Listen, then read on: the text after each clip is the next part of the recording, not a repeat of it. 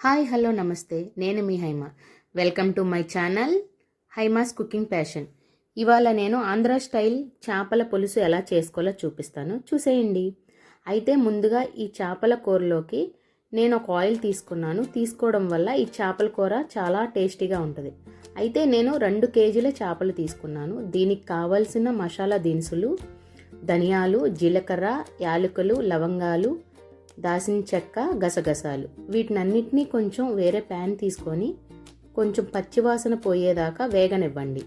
వేగిన దాన్ని ఆరాక ఒక మిక్సీ జార్లో తీసుకొని బాగా మెత్తగా గ్రైండ్ చేసుకోండి. గ్రైండ్ చేసుకున్న దానిలోకే కొద్దిగా అల్లం, వెల్లుల్లి కూడా తీసుకొని ఈ మొత్తాన్ని కొంచెం వాటర్ పోసుకొని బాగా ఫైన్ పేస్ట్ లాగా గ్రైండ్ చేసుకోండి.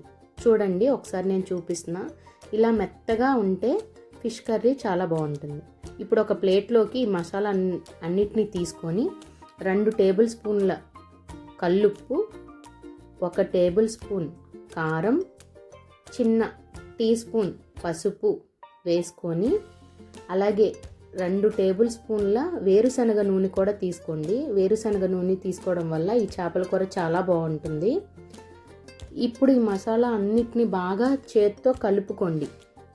ముందు కలిపిన దానిలోకి ఇప్పుడు మనం తీసుకున్న చేప ముక్కలన్నిటినీ, మనం తీసుకున్న ఈ మసాలానన్నిటినీ ఆ చేప ముక్కలకి బాగా పట్టించండి. పట్టించిన దాన్ని మీకు టైం ఉంటే గంట సేపు నాననివ్వండి, లేదా ఒక అరగంట సేపు. ఇప్పుడు నేను ఒక పెద్ద సైజ్ అంతా ఉల్లిపాయ అంత చింతపండు తీసుకొని కొద్దిగా నీళ్ళు పోసుకొని నానబెట్టుకుంటున్నాను.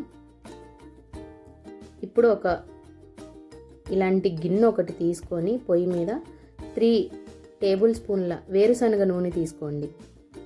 తీసుకున్న దాన్ని కొంచెం వేడొచ్చాక 2 రెబ్బల కరివేపాకు వేసుకోండి. వేసుకున్నాక 2 మీడియం సైజు ఉల్లిపాయ ముక్కలను సన్నగా తరిగి ఇలా తీసుకోండి. అలాగే ఒక 4-5 పచ్చిమిర్చిని కూడా తీసుకొని కొద్దిగా వేగనివ్వండి. మరీ ఎర్రగా రావక్కర్లేదు. ఇప్పుడు ఈ మగ్గిన దాంట్లోకి మనం ముందుగా మ్యాగ్నేట్ చేసుకున్న ఫిష్ ముక్కల్ని ఈ ఉల్లిపాయల్లోకి మొత్తం వేసేసుకోండి. వేసుకున్నాక ఇప్పుడు మనం ముందుగా నానబెట్టుకున్న చింతపండు మొత్తాన్ని పులుసు తీసుకొని నాకు ఇలా ఒక బౌల్ నిండా వచ్చింది. ఈ మొత్తాన్ని ఈ చేపల ముక్కల్లోకి వేసేసుకుంటున్నాను.